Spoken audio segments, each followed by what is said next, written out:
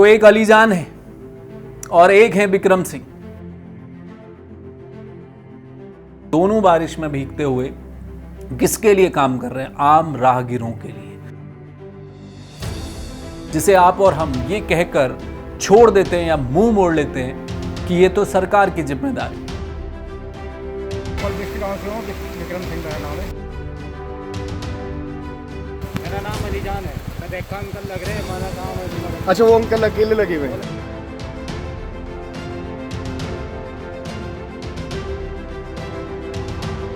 नमस्कार, जय भारत टीवी देख रहे हैं आप। मैं हूं हेम भट्ट। ये कहा जाता है कि दिवाली में अली है और राम रमजान में है। यही भारत का महावाक्य है, इसी से भारत की पहचान है। आपसी एकता, भाईचारा, धर्मनिरपेक्षता, यही भारत का गहना है।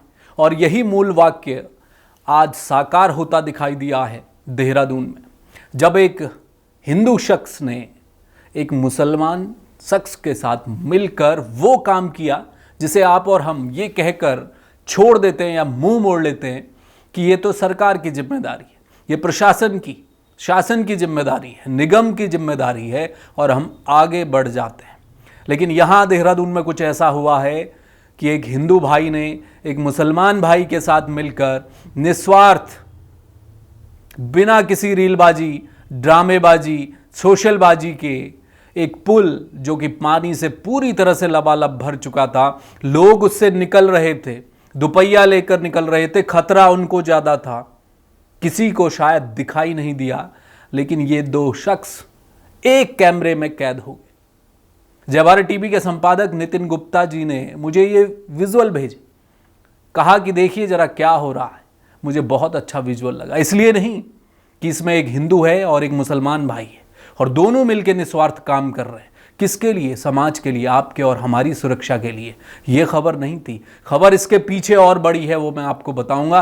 पहले जरा इस वीडियो को देखिए और समझिए कि कैसे समाज के भीतर हम एक दूसरे में बंटने की कोशिश कर सकते हैं, बातें हो सकती हैं, राजनीति हो सकती है, लेकिन जब जनहित का मुद्दा सामने आता है तो कुछ इस तरह लोग अपने धर्म, मजहब, जाति, हर व्यवस्था को छोड़कर केवल इंसान और मानवता को ऊपर रखते हैं। और मानवता का यही मिसाल इन दो भाइयों ने दी है हमारे। एक हैं बिक्रम सिंह और दूसरे हैं अलीजान। सुनिए जरा। कल आप बहुत देर से लगे हुए हैं अकेले, मैं देख रहा था। क्या उम्र है आपकी? मेरी जी 54। आप ये क्यों कर रहे हैं? ये पानी भरा हुआ है, पुल भी टूट जाएगा, इतना वेट बनेगा और लोग बाहर आ रहे हैं, टू व्हीलर वाले, बच्चे वाले, कॉलेज वाले आते रहते हैं। अरे वाह। इससे आगे बैंड पे बहुत झाड़ी थी, मैंने वो कल काटी। अच्छा, तो कारों वाले आते हैं, टू व्हीलर को बचने के लिए जगह नहीं बनती। तो आप लोकल गांव से ही हैं? लोकल डिस्ट्रिक्ट गाँव से हूँ, बिक्रम सिंह मेरा नाम है। अरे वाह, बहुत अच्छा काम कर रहे हैं। RSS का सिपाही हूँ। अरे वाह, मैं इन चीज़ों में दिलचस्पी लेता हूँ। बहुत बढ़िया, बहुत शानदार काम कर रहे हैं। दिल से सलाम सर। जय हिंद। सहारनपुर से। अच्छा, तो आप देख के रुके क्यों? मैंने यहाँ बगीचा ले रखा। हाँ। मैं देखा अंकल लग रहे हैं, हमारा काम है भी मदद। अच्छा, वो अंकल अकेले लगे हुए वो हैं। लग रहे थे, मैंने सोचा मैं भी मदद कर दूँ। अरे वाह, सबका भला है। हाँ, नहीं आप बहुत अच्छा काम कर रहे हैं। मेरा नाम अलीजान है। अरे वाह, बहुत बढ़िया, भगवान देख रहा है। अब वो सबको देखता है। हाँ, नहीं आपने अच्छा काम किया। तो एक अलीजान है और एक है बिक्रम सिंह। अलीजान 5 वक्त के नमाजी हैं, मुसलमान हैं, और बिक्रम सिंह RSS से जुड़े हैं, संघ के स्वयंसेवक हैं। और जब ये सिंगली गांव का पूरा इलाका है और इस पुल में जब पानी भर गया तो ये खतरा था। मानसून अभी शुरू हुआ है, पहली बारिश देहरादून में आई, पुल पानी से लबालब हो गया, कुछ नजर नहीं आ रहा था कि सामने क्या है। और जो व्यवस्था इस वक्त चल रही है सरकारी विभागों के कामकाज की, आप समझ सकते हैं, कहीं पानी सड़क में, पुल में लबालब भरा हो, भीतर जाने कौन सा गड्ढा, दुपहिया वाहन, बच्चे, कॉलेज के बच्चे निकल रहे हैं और लोग निकल रहे हैं। कहीं पर टायर अगर किसी छोटे से गड्ढे में आ गया तो क्या हादसा हो सकता था। लोग निकल रहे थे, लेकिन ये दोनों हमारे बीच के अपने भाई हैं। इन्होंने अपने हाथों से पुल से पानी की निकासी शुरू कर दी। और कमाल की बात यह है कि जब उन्होंने देखा, किसने, अलीजान ने, कि एक शख्स जो पानी में, बारिश में कुछ पुल में कर रहे हैं, तो वो रुक गए। उन्होंने कहा कि जी मैंने देखा कि कोई काम कर रहा है तो मैं उनका साथ देने आ गया। और दोनों बारिश में भीगते हुए किसके लिए काम कर रहे हैं? आम राहगीरों के लिए। तो ये एक अच्छी खबर, एक अच्छा मैसेज, एक मिसाल कि कोई धर्म नहीं, कोई जाति नहीं, इस देश में, इस राज्य में रहने वाले लोग एक हैं। और हम जब कोई समस्या सामने देखेंगे तो हम उसके निदान को अपने हाथों से करने की कोशिश करेंगे। सरकार पर, प्रशासन पर, किसी और विभाग पर न टालें, खुद से कम हादसा जो होगा वो न हिंदू देखेगा न मुसलमान देखेगा। अगर वो हो गया तो जान चली जाएगी, किसी न किसी घर का दीपक बुझ जाएगा।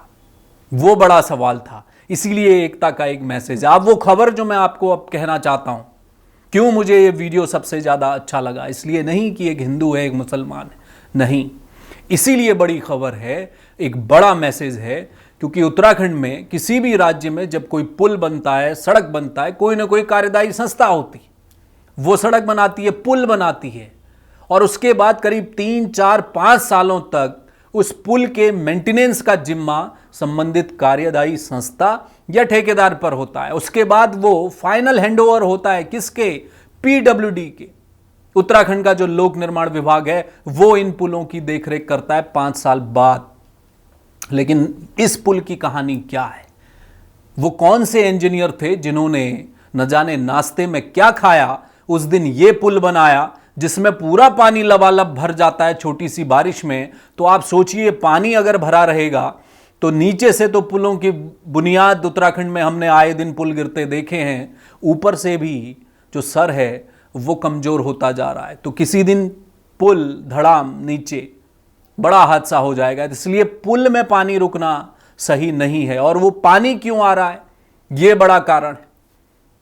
क्यों ऐसी लापरवाही उस वक्त हुई है पुल निर्माण के वक्त की? निकासी का कोई तो जरिया होगा कि पानी पुल पर ना आए, ये बड़ा सवाल है।